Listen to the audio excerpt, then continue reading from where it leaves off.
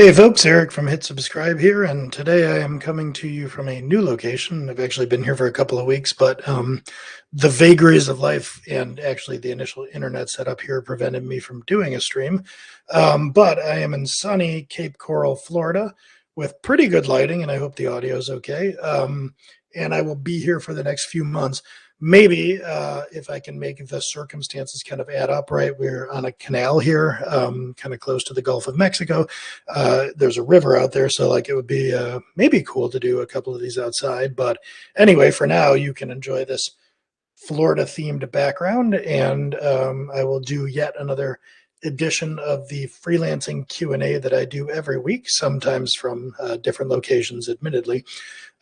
This one is a question that I recorded, and I don't know if I got this exactly right verbatim. I looked at this a couple weeks ago because I was trying to do a stream, and I realized I probably should have prepared for this a little bit better. But when a prospect from cold outreach responds with an email providing you with an overview of what they're looking for and a request for a rate, should you respond with your rate or should you ask for their budget? That's the question as I've noted it. So to summarize here, it sounds like somebody who was asking this question was doing some kind of cold outreach to generate business. And the prospect responded to that cold outreach saying, sounds interesting. What are your rates? And this person is asking for whether they ought to lob it back to the client and say, well, how much you got? Or whether they should just respond with a rate. Now, I don't know what this material, or I don't know what all like went into this exchange exactly, but what I'm inferring here is this is a negotiation flavored question that essentially I imagine the question asker, absent any additional context, has read something like Michael Scott in The Office that was like, never be the first to name a figure or something like that, or don't be the first to speak in a negotiation. This smells like some kind of context-free negotiating advice. Always get them to name a price or something like that. Apologies to the question asker if I am wrong about that, but that's kind of how this feels. And, you know, what is my take on that? So superficially, I'd say it's easy. You're doing cold outreach and saying, hey, I want to do some work for you. And the prospect says, oh, okay, you know, what kind of rate do you have for this work? Don't play games. I mean, in the first place, you were doing cold outreach. So already you're not in the strongest negotiating position here. And I get that you're maybe trying to maximize your negotiation, but I'm just putting myself in this prospect shoes. I can't even begin to describe how much cold outreach I get through LinkedIn and other channels. So I'm imagining a world where somebody does some cold outreach to me saying like, hey, do you want my bookkeeping services or something? And my response was like, okay, send me some info. What are your rates? And they're like, well, how much you got? I would just 100% probably block them. I mean, maybe not block them. I would certainly not respond. I would just be done with the conversation at that point. I can't say for sure that the recipient of this cold outreach would do the same thing, but like, boy, I wouldn't tempt fate if you're trying to get business. That just feels like time wasting and game playing. So my short answer to the question is no, just, you know, be a human being in this scenario. And they've, you know, engaged your cold outreach. So be responsive, give them your rate. Now, there is more going on here than that. I'm just trying to think of how best to unpack it. So uh, in general, if somebody is ever, you know, like outside of the fact that this is cold outreach, like let's say that it weren't, let's say a client or a prospect came by your website and reached out to you and said, hey, I'm interested in your app dev services or whatever, but I see your rate isn't listed on your website. Can you provide a rate? Now, this is a little bit of a different situation. That said, they're asking, like, they want to know something from you, and how you respond really depends on the nature of your service delivery. So if you're out there doing, you know, C# development for $125 an hour, don't play games. Just tell them, you know, my rate's $125 an hour. I do have any number of videos on this channel where I would advise against, you know, billing by the hour. I would try to get to a mature place where you're not doing that. But if that is how you are doing things, then just respond with your rate. Or if you have a productized service, or like essentially easily discoverable rates for things that you would go through. If you do, custom website builds or custom legacy code remediations with publishable pricing, just furnish the client with that information. So if you have a rate card, if you have something like that, just give it to them. Forget about negotiation.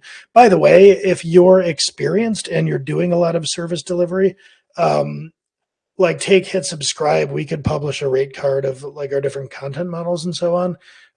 If somebody reached out to us, even though the rates aren't published on our website, that's because there's a lot of factors that go into pricing, and it could be overwhelming if we were to put a pricing widget up. It's not because I don't want to go first in naming a price or something. Like, we do a lot of this. Our prices are pretty well set. Our whole model and infrastructure is set. So I'm not taking some kind of like game playing 101 advice about like, don't be the first to name a price. Like, you're not, theoretically, you're a professional here. I don't remember who was asking this exactly. If you are doing professional services, you're not negotiating a job offer. Like, you should have experience with this, and you should have a narrative and reasoning behind your pricing. So, assuming you have a rate card or assuming you have information of this nature, just furnish that information. If you don't want to, if there is some reason that you're not doing it, like I was talking about with Hit Subscribe, then you should respond with that. So with Hit Subscribe, what I'm talking about is if a client was to say how much for a blog post, the way I would respond to that is, well, I don't know. Whose byline do you want it? How long do you want it to be? How do you want the editorial back and forth to work, and so on and so forth. So the way I would respond is, we might do blog posts starting at 1,000 per, but there's a lot of factors that go into that. So do you want to talk about what those are? I like to have a discovery call so I can understand more about what you're trying to do and why, and I can ask you these types of questions. If I were to just shout out pricing to you, it would be pretty miscontextualized. So why don't we do a discovery call and talk through that? Now, anyone in that position is going to find that reasonable, and if they don't, then what I assume is they're doing is just kicking the tires on some kind of broad RFP and looking to compare rates. And frankly, I don't really want business like that anyway. So if somebody is like, no, that's not acceptable to me, then hey, God bless, let me know if that changes, etc. So what that crucially is I'm evaluating prospects to see if they're a fit in various ways for what we offer. It isn't about negotiating prices or something. I'm not trying to figure out how to, frankly, I'm terrible at negotiating. What I do is mostly give in when people negotiate with me. And then because they've done that, I try to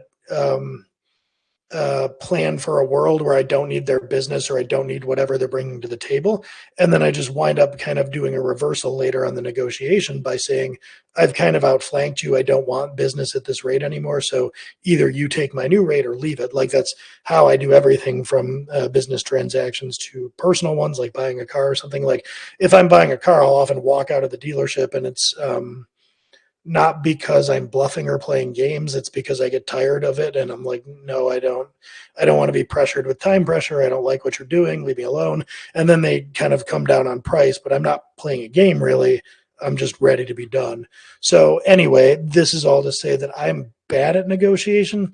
I'm just good at creating situations where I don't need to do it or where I have the upper hand. And that's kind of how I would advise you to approach things in general. So let me go back to what the question asker here is doing. I'm assuming since you're doing cold outreach, you're probably not in a position of strength with prospects. You have some bills to pay here. Given that that's true, you're not going to somehow claw back negotiating strength when you've finally got like a fish on the line. I get what you might want to be doing here, but like, don't pretend you're in a position of strength. If you're doing cold outreach and that's how you're going to have to acquire business, think about the longer term. So when the client says, or the prospect says, okay, what are your rates? Just tell them, don't play games. And frankly, they're probably going to come back and tell you that seems a little bit too expensive. Can you come down in price or whatever?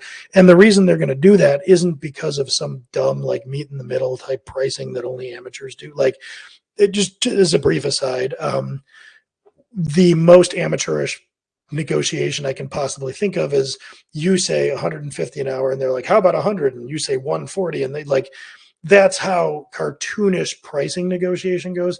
Anybody who's actually decent at pricing negotiation is going to have a narrative behind it. So if you come to me and you say, hey, I want to pitch you accounting, so this is just top of mind because we're looking around for an accounting firm, but you do some cold outreach and say to me, I want to pitch you my accounting services, and it's going to be, and I say, sure, what are your rates? What do you offer? And you say, well, I do this and it's $100 an hour.